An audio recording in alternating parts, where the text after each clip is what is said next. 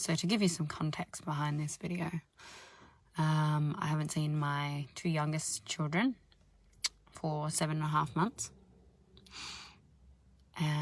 They turn 5 next month, and I'm probably not going to see them for their birthday. Now,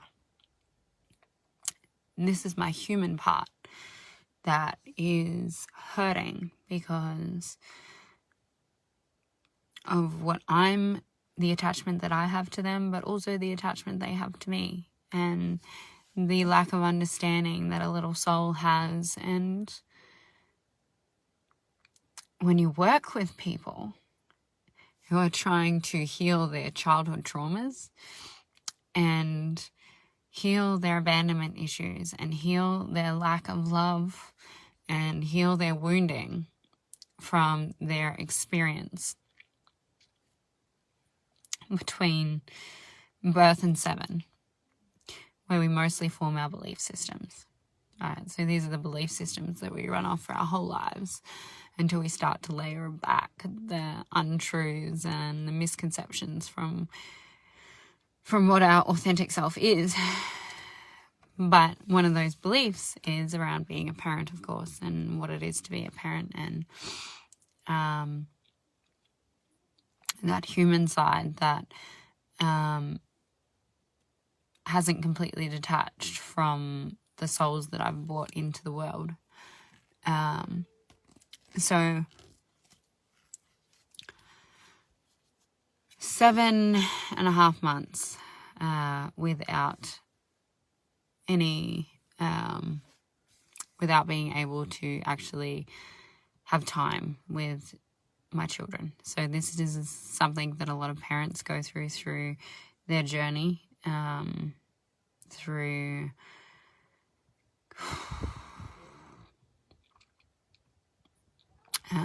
the challenges that they may have to awakening, and I guess seeing the truth of who people are, and a lot of the evil in the world, and that is caused from people living out in their ego. The hardest part for me in this whole situation has been that my higher self and the message that I get from God or Creator is to trust. To trust. To trust, and to trust that the path is what every single person involved in the situation needs to experience, and to trust that it's for everyone's soul development and everyone's soul growth. And then the logical mind and the mind that creates the story and the narrative comes in, and it's like, can create any story around it. And the story is what creates the suffering. Okay, the story is what creates the suffering that I'm experiencing right now of my poor babies. They haven't got their mum. They haven't spoken to their mum. They must be feeling the energetic disconnect. They're not in a happy, healthy environment. I don't know. I actually don't know anything about them for the last 7.5 months. I don't know. And trusting that for the human part of us is really hard, because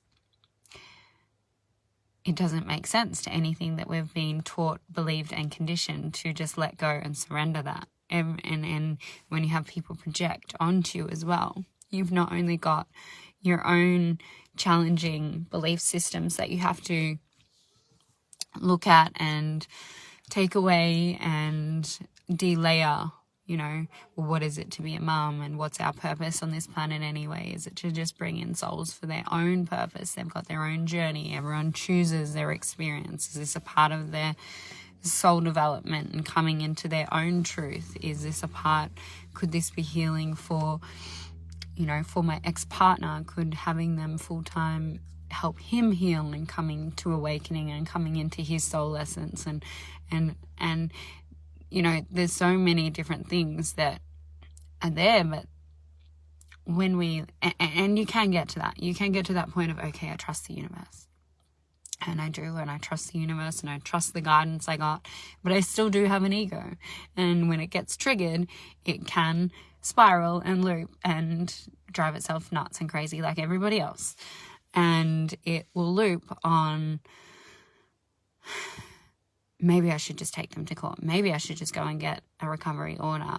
Or maybe I should go, we've got no court orders in place, maybe I should go kidnap them from kindergarten. They shouldn't be without their mum. You know, all of the different stories that you have. And then also the other part, the ego part of me that's like, thinks horrible things when it gets triggered. It's like, I wish she would just fucking die, right? So that's the part of us where you're like, hurting so much that the ego needs to like take control, and that's what causes the suffering, right? So that is the part that we need to acknowledge but not take control. So it's, okay, trust the universe. How does the universe work? If I'm in this space of contraction, I'm going to keep creating contraction. I am going to keep creating pain for myself and others if I stay in this space, but then also not disassociating from it. So it's trusting, all right, everything happens for a reason. If it was meant to happen any other way, it would. Okay, it would happen every other way. If you're getting clear guidance to trust and surrender into something, then you know that if you're focusing on your inner healing and you're focusing on becoming whole within oneself, that things in the outside world will always rearrange itself and match to connect with what's going on internally. So then what internally have I not healed that's not helping to shift and manifest and rearrange this outside experience for me? Is it something that I even have control over? Is it even God's will? You know, is it a part of the greater plan? I don't know. I don't have answers to that. So the only thing I have to do is surrender and come to peace. And in that process of coming to peace, you have to reframe the belief. So the belief that's causing me suffering is my kids need their mum, right? So that's the belief. My kids need their mum.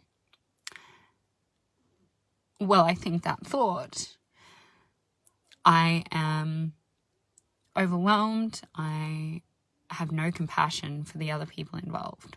I have anger. I have resentment. I have hurt. I have a really horrible shadow side that I judge. So I judge myself and I judge others. So recognizing that while I hold that belief, that's what's happening. It's not coming from a place of heart-centered, unconditional love. So recognizing the belief is what's causing the suffering and hurt. And the belief is what creates the energy and the emotion in the body. So, okay, who would I be if I didn't think like that? And if I didn't have if I could reframe that thought and change it and see it differently so that I could come into some form of allowance and peace.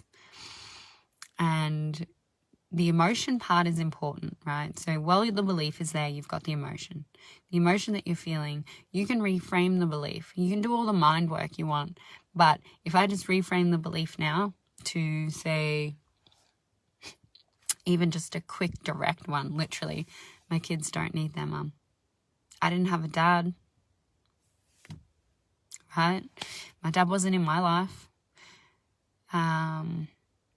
And he was probably one of the biggest gifts that has been given to me. Every single part of my human experience has been a gift if looked at in the right way for the lesson and for the awareness, for the soul growth, for connecting and understanding the story and the narrative. It's just a part of the dream. But every experience got me closer to getting to that space of waking up. So without that belief, okay, my kids don't need a mum. That's another construct of the mind. It's another belief system that we've put in place to keep people in separation from themselves and to create separation in our young ones while they're young, to feel a lack, to feel less than. So does anyone really need anyone? Do I really need my kids? Do I need a partner? Do I need friends? Do I need my work? What do I really need? I need myself, because that's the only person that I know never is going to abandon me. I need to sit with myself. I need to sit in a space of loving myself and having compassion for myself and trusting myself and trusting the journey. And when you can get to that space, then it shifts the energy into some form of lightness. And it doesn't matter how you need to self-soothe or how you say it, but that is the truth. The truth is that the suffering is caused from whatever thought is causing separation from self. Once you find that thought and you can change it into something that brings unity into oneself, express and clear the energy and the emotion that was attached to the belief, right? That's super important. To feel it. Emotion is energy flowing. So feeling that level of grief that was attached to my kids need their mum, that level of grief will store in my body if I don't release it. It's not just a mind thing, and it's not just an energy thing. It's everything has to be integrated and connected. You can say it in your mind, but the feeling attached to it will take you can. It's like affirmations. You can say a belief system or an affirmation over and over again, but the residual energy will be stuck in the body until it's cleared. So to solidify a new belief as fast as possible, you've got to clear the energy and the emotion and the attachment to the old belief so that you can actually have space within your field as a being for the new belief, for the new way of being. Don't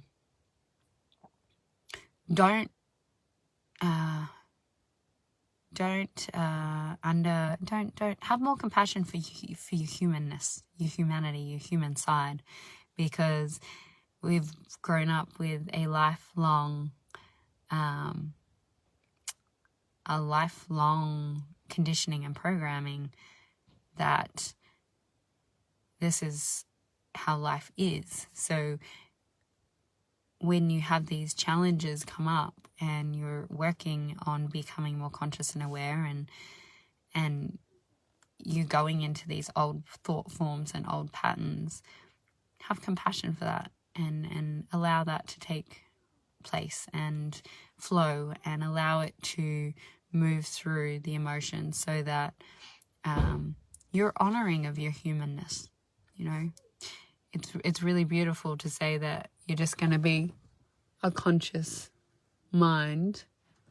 Well, that was lucky. My dog nearly got squished in a door. Then I would have definitely had human emotion.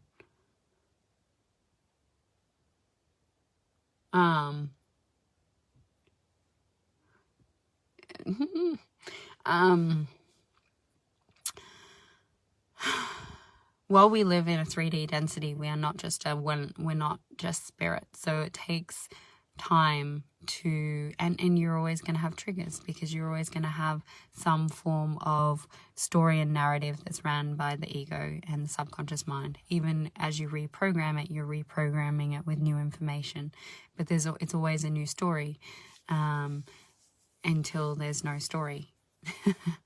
Until there's no attachment, and until there just is.